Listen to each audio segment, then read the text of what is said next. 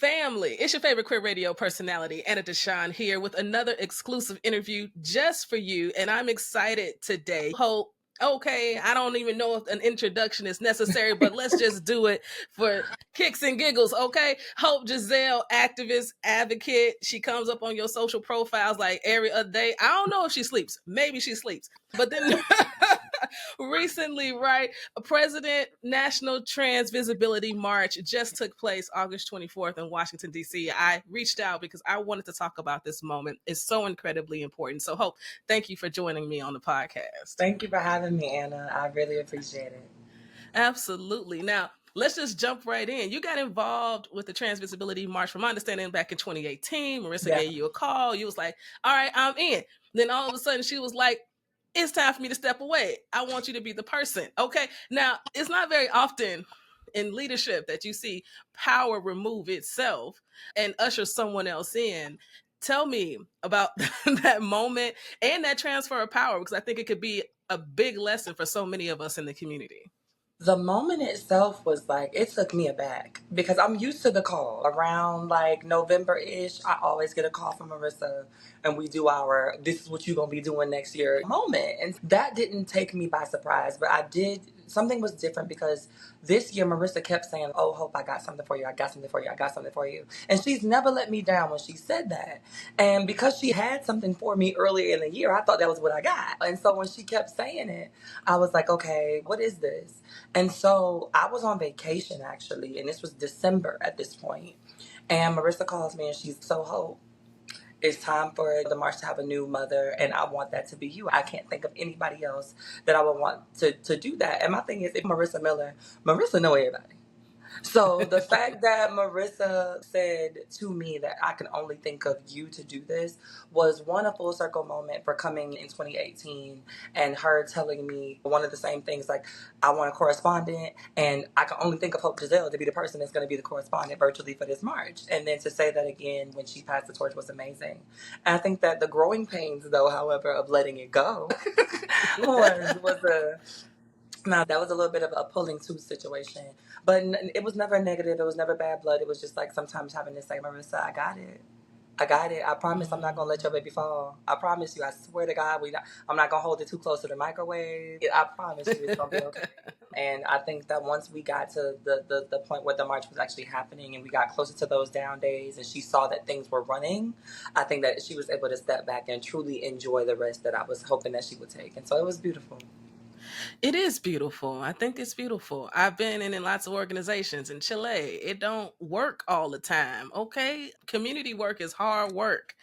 It is hard work, yes, but it's also very hard and challenging, especially when you love your community and you love your people. It can be really hard. So I love to hear that y'all worked through it and you all made something happen. So did you ever envision yourself in this position, in this moment, leading a march like this? Child, no. I don't even think the thought crossed my mind ever. Because I just, like you said at the beginning, power does not often remove itself.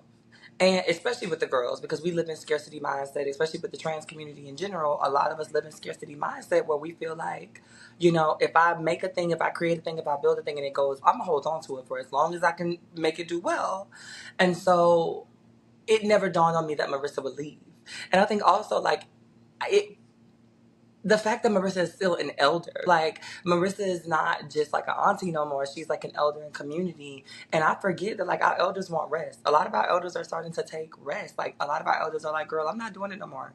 I ain't got it in me no more to be yelling in the streets. I don't have it in me no more to be doing the organizing and all of the stuff. And it is a surprise, but I'm also grateful. And I hope that I think that Marissa is leading by example for me to be mindful of when my time does come and it is time for me to take my rest, that I shouldn't be afraid of it, because I think she modeled and demonstrated for a lot of other elders what it means sometimes to, like Tyra Banks said, to retire the business before the business retires you.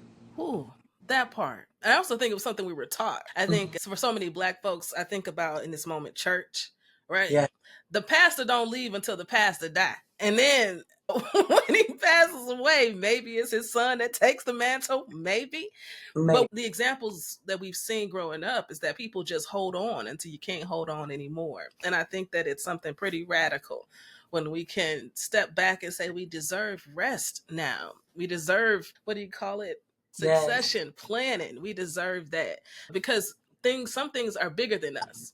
And some things absolutely. should live on past us, and they can't if we hold on so tight, Absolutely. right? In 2024, why is this March still so important? Let me tell you something. I think that because if we don't, we forfeit the right to be able to truly say or remind people why we're important at all. I think that a lot of us have it wrong. We think that this is a fight for respect or a fight for acceptance. To me, this feels like a fight for the right to be human in a way, and that to me is sinister. It does the fact that human beings who walk on two legs, pee, poop, smile, eat, dance, drink, have birthdays, grandmas, and everything else that you have to fight to remain human is ridiculous. And like I said at the march, it's also about the idea of power and how you wield said power. And it's defined as the ability to change or exalt someone's behavior through your actions. And I think that this year, it wasn't enough to say trans power. It meant a lot to me to define what that power meant. And it meant that our behavior and the way that we would maneuver through the streets this year would change and impact the way that people treated us. And that was just the start. I was at the DNC. I attended a session, GLAD did, on their most recent research. And the data still tells us the majority of people living and walking around in this country claim that they have never met or know a trans person. And if we leave it to the media, or if we're leaving it to politics, especially right wing politics today, that is just not who my siblings are out here in the world, right? I think it's so incredibly important that folks know that you're not only here, but you're fighting for your humanity. And I think that is really at the core of so much of the battle that is in our season. Now, I also know that y'all gave some awards. Y'all had some good times. I saw that there was a torch award Yeah, that was given to Kelly Robinson, president of HRC. Tell us about all the absolutely. other things that was When I happening say, at the so march. we got a couple of different awards that went out. We had an allyship award that went out to Louis Shackelford over at the HPTN. We had a couple of different trans men who received the award, Dr. Ely Dyer. We also had an award that went out to Lynn Morrison and Marissa, and those were awards that I specifically designed for them called the Spirit of Hope Award. And that's just because they embody what it means to truly be a voice and an open gate for community to see their wildest dreams imagined, right? Without Lynn's vision for the march, there would be no march at all. Without Marissa's like desire to execute, there would be no march at all. And so next year, I'm thinking about like how am I gonna fill those shoes because I got these awards and I want to make sure that people continue to get that Spirit of Hope award. But we had a well-rounded idea about what we wanted to do, and I saw people that were doing work both in and out of the community, and I wanted to make sure that they were all represented and that not only were trans men and trans women represented, but that we had a non-binary representation. And my good friend Ali, who also with me came the first non-binary person to speak at the March on Washington. Those are things that are monumental, and our community deserves to be celebrated for that work. And Ali does amazing disability work as well. We just had fun. We had a good old time. The rooftop party at the Moxie with Come our on. trans man DJ. So look, it was a good time. It was a great time. And I love to hear trans men being uplifted, and also love to see trans men showing up as well Yeah. and being uplifted in these spaces. So often they also are invisible siblings out here in the world. I love all of that. And then I saw on social media a recap video, and they captured you, and it appeared that you were just overcome with emotion. It looked like you were at the march. Oh Lord. Is it come on, I have to ask, I what was was so happening in that moment? Were you exhausted? Were I you was full. Ooh. I was full. I was full because what like people don't understand. Like I told y'all, this journey started last December, right? And so I did a lot of new things with this march that were risk. I pushed the march up because the march isn't usually until October. I pushed the march up to August because I was like, we need to be in the heat. Like I would rather be hot than cold. And then on top of that, like just financially and fiscally, there are so many conferences and things that start to pop off around that October, September. And I was like, I want the people to be able to attend everything that they want to attend. And if we're competing with things that feel like networking opportunities, we might lose the audience. And I was right. When I ran that across a lot of my TGNC friends, they was like, yep, because I would have chose to go so-and-so because I can make make some money over there. And I hear that. The fish bowls instead of regular panel discussions, which went really well. I was really excited about that because I know that when people saw fish bowl, they were like, what is a fish bowl? And so the idea of having those and the fact that all of them went well, they all went really well. People are still talking about the conversations that were had in the fish bowl. Those things were amazing. And getting to, once we got back around that corner on Connecticut and I saw the HRC building again, I broke because I was like, we did it? We did it? We did it. I did it. We all did it, right? And it was just one of those moments where, like, I had heard the whispers, and I'm still hearing the whispers. There are some people who are of non-melanated understanding that I've heard have felt very strongly about my ego and say that the idea that I mentioned the fact that there are people that came there to watch me fail.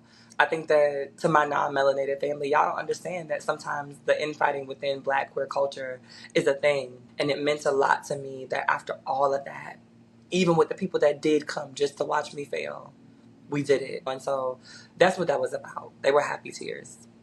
That's real. This is not just peaches and cream. Let's be clear. I don't know how their history books will write the history, right? But I know how I read history. And history doesn't talk about all of the things that happen behind the scenes because Chile, we keep it to ourselves, yes, and we move on because we're committed to the work. And there's so many stories to tell that can only be told inside of the comforts of your own brave and sacred spaces with those in which you trust. And sometimes it just comes out and you can't hold it in. And I'm glad you let it out. I'm glad you were held up by your siblings, right? In that moment. And that you were able to tell everybody. I think I saw a clip that you're like, I'm all right. Don't worry. I'm okay. I'm good. I'm good. So this is happening next year. You still doing your thing. Any plans? Anything you can share with us about the March? Okay. Next year, we're going to do a little bit of expansion. There may or may not be some performances. We're going to, because we have a lot of the work doing. And I realized that this year, people also want to have a little bit more fun. I think that folks really enjoy the after party. I enjoy the after party a lot. And so we're partnering up with Deshawn Tequila again, which is a Black woman queer-owned brand. And we're going to do a couple of little things. But also, next year, we are joining World Pride because it is coming to DC. So we are not going to just be the National Trans Visibility March. We are going to be the World Trans Visibility March next year. So I'm excited. We're going to do it bigger and better. But the problem is we have less time because that is in June. That is in June. So again, I am pushing the envelope with an even sooner. Cause let me tell y'all something. 2026. We going back to October because I'm not doing it again. You said I tried it. I tried it. Never mind. Yeah, no, we're not doing it again. We're going back to October. And my hope and my goal is that 2026 we will be in Miami because that is my hometown. So we're going to try to get to Miami 2026. And next year we're going to make sure that we turn DC out again one last time for the last time. At least for a little bit because we run DC into the ground. So we're going to take our efforts elsewhere and see if we can get this up and going in Miami in 2026. So those are just like the little small things that I can tell y'all right now. I like little small things, okay? And I also love when we plan in 2-3 years in ahead. You know what I'm saying? I love strategic planning. Let's go. Absolutely. Hope, thank you for joining me today. Thank you for the work that you're doing out here in the world. And then, okay, I guess I should do this. Fam, Hope, tell the people where they can follow you.